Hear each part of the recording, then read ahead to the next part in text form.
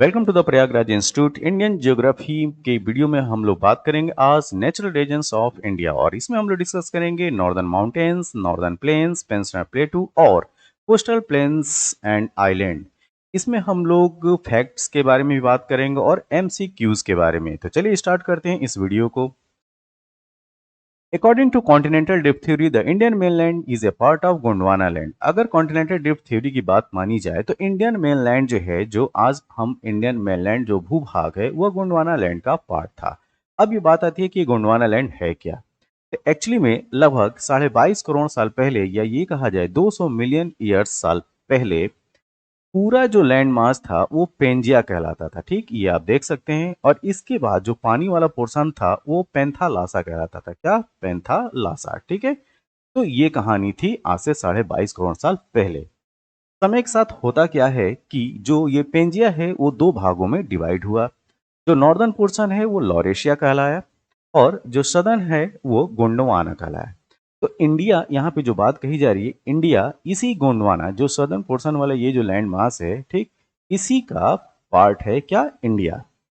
अब बात की जाती है कि इस गोंडवाना में आज की डेट में कौन कौन से क्षेत्र या कॉन्टिनेंट्स आते हैं, ठीक है, या देश आते हैं। तो देखिए, अपना भारत तो है ही, इसके साथ ऑस्ट्रेलिया, अफ्रीका, साउथ अमेरिका और अंटार्कटिका रीजन जो है वो गोंडवाना में आते हैं।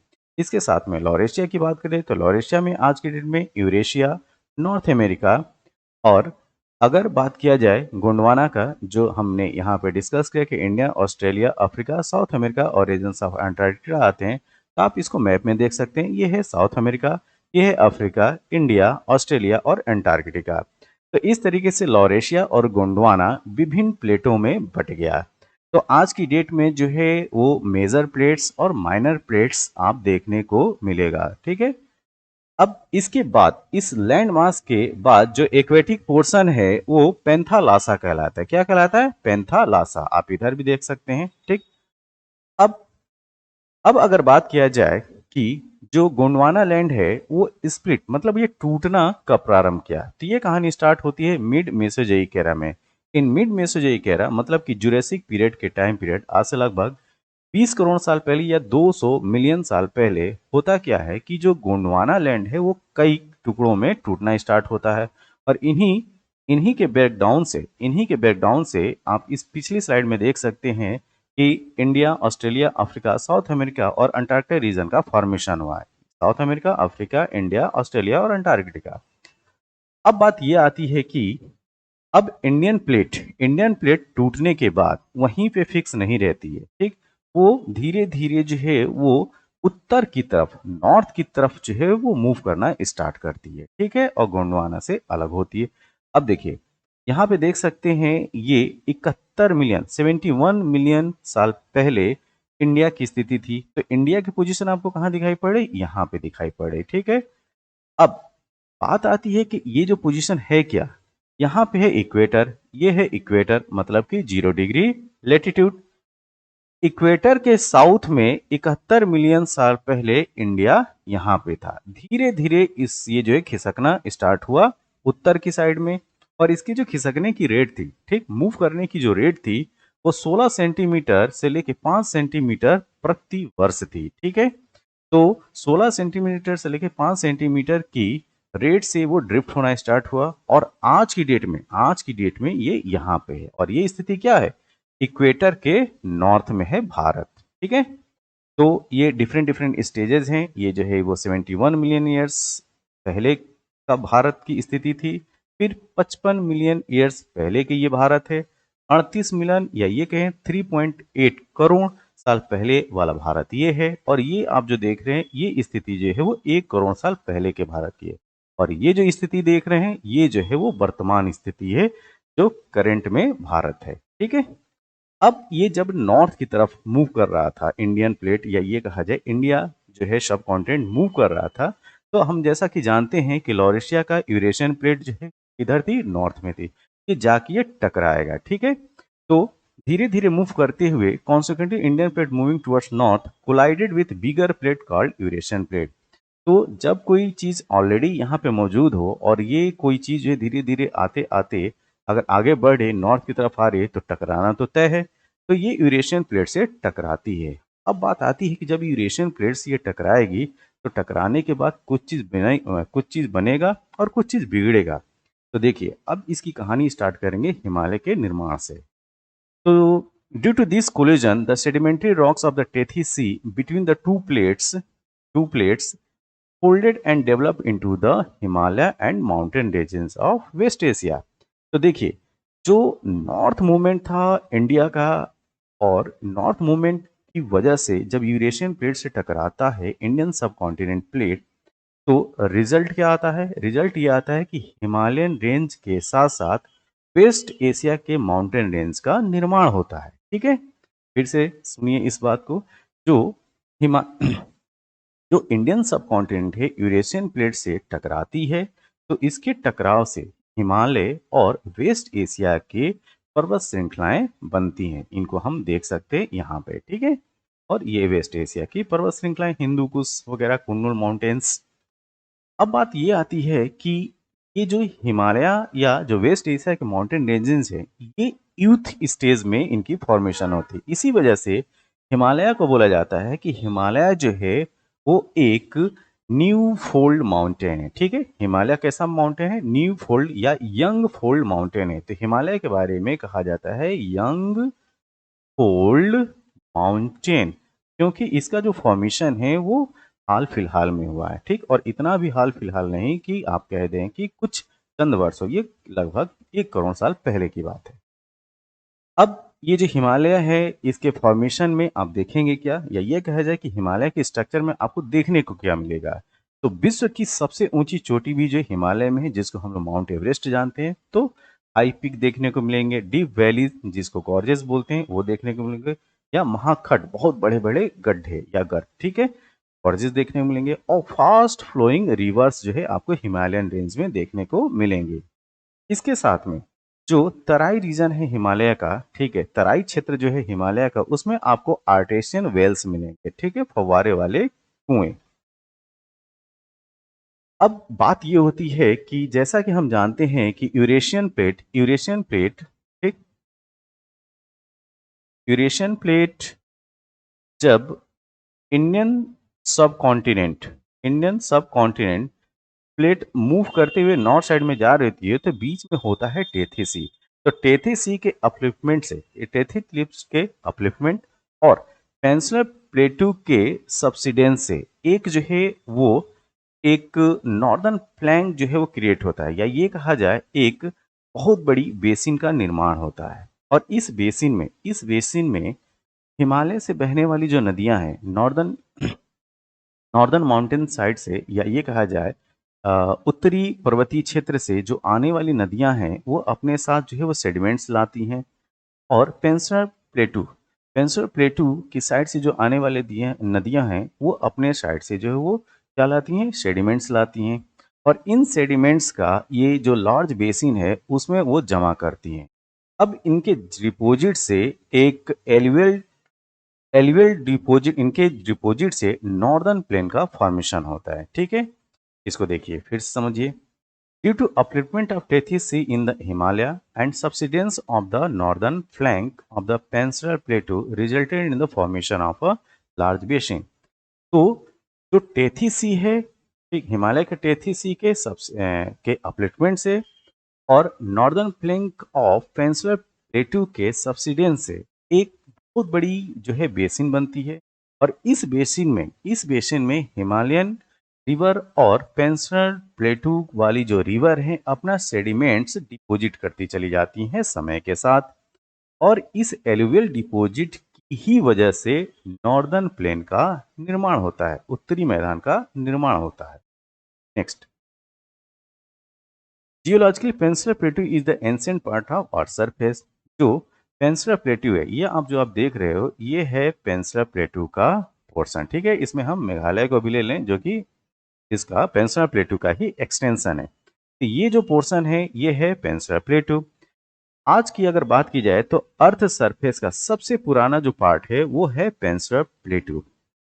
अब पेनिनसुलर प्लेटू जो है भारत के सबसे स्टेबल क्षेत्र में आता है। ठीक है, पेनिनसुलर प्लेटू अगर बात की जाए कि भारत का सबसे स्टेबल, सबसे स्थायित्व वाला क्षेत्र कौन सा है? तो वो है पेनिनसुलर प्लेटू। पेनिनसुलर प्लेटू में आपको देखने को क्या मिलेगा? तो ये कंप्राइजेस ऑफ हिल्स मतलब पहाड़ियाँ मिलेंगी, ब्रॉड वैलीज मतलब चौड़ी जो है वो घाटियाँ देखने को मिलेंगी। इसके साथ ये जो बना है पेनिनसुलर प्लेटू, ये इग्नियस और मेटामॉर्फिक चट्टानों से मिलकर बना है। किससे? इग्नियस और मेटामॉर्फिक चट्टान। और जैसा कि मैंने बताया कि जो मेघालय है, मेघालय जो है वो एक्सटेंशन है पेनिनसुलर प्लेटू का ही। तो अगर आपसे पूछा जाए कि मेघालय जो है किसका पार्ट है, तो आप बताएंगे पेनिनसुलर प्लेटू का। अब बात आती है कि जो मेघालय प्लेटू है, ठीक, इंडियन पेनिनसुला से वो मतलब कैसे अलग हुआ है? तो ये अलग हुआ है मालदा गैप से। मालदा गैप, अब ये जो मालदा गैप है, ये एक जगह है पश्चिम बंगाल में, मालदा, ठीक है, वहीं के आसपास ये होने की वजह से इसका गैप का नाम क्या रखा गया? मालदा गैप। तो जो मेन पेनिनसुलर इंडिया वाला जो पोर्शन है, ठीक है, आप इसको देख सकते हैं, जो मेन पेनिनसुलर इंडिया वाला पोर्शन है वो मेघालय से किससे अलग हुआ है? मालदा गैप से। इसको याद रखिएगा, ठीक है। अब आगे चलते हैं। आगे बात ये की जा रही है कि जो western coast of India was form due to the faulting and subsidence of the western flank of the plateau, ठीक है। तो जो प्लेटू का जो पश्चिम भाग है उसके सबसिडेंस मतलब कि नीचे जाने और भ्रंश की वजह से जो निर्माण हुआ है वो वेस्टर्न कोस्ट का हुआ है। तो वेस्टर्न कोस्ट या वेस्टर्न प्लेन की अगर बात किया जाए तो इसके निर्माण फॉल्टिंग एंड सबसिडेंस से हुआ है, ठीक है, फॉल्टिंग एंड सबसिडेंस से। नेक्स्ट, अब बात करते हैं कि इंडिया का जो मेन लैंड है वो फिजिकली मतलब भौतिक आधार पे कितने क्षेत्रों में, कितने प्राकृतिक क्षेत्रों में बटा हुआ है, ठीक है। तो India is divided into four natural regions, four natural regions. ये फोर नेचुरल रीजन्स प्राकृतिक क्षेत्र हैं कौन? एक है नॉर्दर्न माउंटेन्स, दूसरा है नॉर्दर्न प्लेन्स मतलब कि उत्तर का मैदान, तीसरा है पेनिनसुलर प्लेटू प्रायद्वीपीय पठार, चौथा है कोस्टल प्लेन्स एंड आइलैंड, ठीक है, कोस्टल प्लेन्स एंड आइलैंड। अगर मैप में इसको देखना चाहें तो नॉर्दर्न माउंटेन्स ये वाला क्षेत्र आप देख सकते हैं जो हल्का सा पिंक कलर में है, नॉर्दर्न प्लेन्स ये आप देख सकते हैं, ये नॉर्दर्न प्लेन्स वाला रीजन है, ठीक। पेनिनसुलर प्लेटू ये आप ट्रायंगल शेप में आप देख सकते हैं जो कि क्या है? पेनिनसुलर प्लेटू। और कोस्टल प्लेन्स एंड आइलैंड ये हो गया किनारे वाला कोस्टल प्लेन्स, ये हो गया ईस्ट कोस्टल प्लेन और ये हो गया वेस्टर्न कोस्टल प्लेन। इसके साथ में अगर आइलैंड की बात की जाए तो आइलैंड में इधर आपको लक्षद्वीप मिलेगा और इधर जो है अंडमान निकोबार मिलेगा। लक्षद्वीप जो है अरेबियन सी में है और अंडमान निकोबार जो है बे ऑफ बंगाल में है। अब बात करते हैं हम लोग नेक्स्ट पॉइंट में। अब जो ब्रॉड क्लासिफिकेशन है इंडिया के डिवीजन का वो है चार तरीके का और छह सब फिजिकल जियोमार्फिक रीजन है। तो छह जो है वो सब फिजिकल जियोमार्फिक रीजन है। ये कौन कौन से हैं? तो ये है पहला the northern and north eastern mountains, ये यहाँ पे आप देख सकते हो, ठीक है, ये वाला पोर्शन जिसमें हिमालय आता है। नॉर्दर्न प्लेन ये वाला पोर्शन जो है वो नॉर्दर्न प्लेन का है, ठीक। इंडियन डेजर्ट ये पोर्शन जो है इंडियन डेजर्ट का है। चौथा है पेनिनसुलर प्लेटू वाला क्षेत्र ये वाला है, ठीक है, जो ट्रायंगल शेप में है, ये हो गया पेनिनसुलर प्लेटू। इसके साथ में कोस्टल प्लेन क्या है? ये है वेस्टर्न कोस्टल प्लेन और ये है ईस्टर्न कोस्टल प्लेन। इसके साथ में आइलैंड की बात कर लेते हैं, ठीक है, आइलैंड की बात करते हैं। तो आइलैंड में इधर हो गया लक्षद्वीप और इधर हो गया अंडमान निकोबार अरेबियन सी में। अब डिस्कस करेंगे हम लोग क्वेश्चंस के बारे में, जो ये फैक्ट्स हैं इसमें जो क्वेश्चन क्या हो सकते हैं उसके बारे में। The palaeometric results obtained from India indicate that in the past the Indian land mass has moved, ठीक है। तो जो पेलियोमैग्नेटिक एविडेंस है, रिजल्ट है, उससे क्या पता चलता है कि इंडिया का जो लैंड मास है वो किस साइड में मूव किया है। इसको हम लोग थ्योरी में डिस्कस कर चुके हैं अभी। तो इसका जो मूवमेंट था नॉर्थवर्ड था, उत्तर की तरफ। ऑप्शन नंबर ए इसका सही उत्तर है। दूसरा क्वेश्चन है the Indian subcontinent was originally part of a huge mass card, ठीक। तो जिसका इंडियन सबकॉन्टिनेंट पार्ट था वो क्या है? गोंडवाना, ठीक, गोंडवाना लैंड मास, ठीक है। Gondwana land mass. India is divided into how many natural territories, अभी हमने देखा है इसको, तो ये है 4। इन विच पार्ट ऑफ उत्तराखंड और आर्टेशियन, फिर से देखिए, उत्तराखंड और आर्टेशियन वेल्स फाउंड, तो ये है रीजन तराई का। If there were no Himalayan ranges, what would have been the most likely geographical impact on India? यहाँ पे बात की जा रही है कि अगर मान लिया कि हिमालयन रेंजेस नहीं होती तो भारत के ऊपर क्या जियोग्राफिकल इम्पैक्ट पड़ता। तो पहला ऑप्शन है कि most of the country would experience the cold waves from Siberia, तो देश का बहुत सारा भाग जो है वो साइबेरिया से आने वाली जो कोल्ड वेव है उनका अनुभव करता। तो ये तो सही पॉइंट है, अगर हिमालय रेंज ना होते तो साइबेरिया से आने वाली हवाएं जो हैं वो आराम से आ जाती।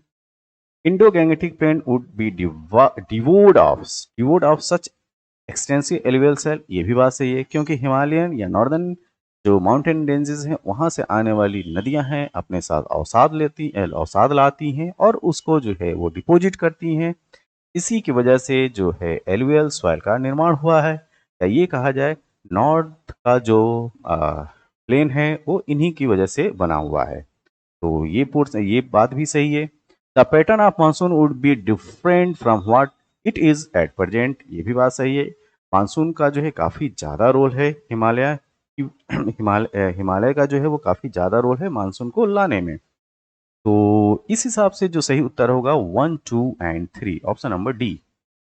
Next, consider the following statement regarding formation of landforms India. ठीक है, तो जो लैंडफॉर्म के बनने की प्रक्रिया है उसके अकॉर्डिंग आपको निम्न जो कथन है उन पे विचार करना है। Structurally Meghalaya प्लेटू is an extended part of the Deccan प्लेटू। ठीक, तो क्या मेघालय प्लेटू जो है वो एक्सटेंशन है डिक्कन प्लेटू का। The valley of Kashmir was form in a synclinorium, तो जो कश्मीर की घाटी है वो सिनक्लाइनोरियम फॉर्म में बनी हुई थी। The Gangetic Plain was formed in a four deep. The Himalayas originated as a result of triangular convergence of the Indian plate and the European plate and the Chinese plate, ये तो गलत है। ठीक है, तो यहाँ पे जो ऑप्शन सही है पहला, दूसरा और तीसरा ही। ठीक है, तो इस हिसाब से जो सही उत्तर है ऑप्शन नंबर ए।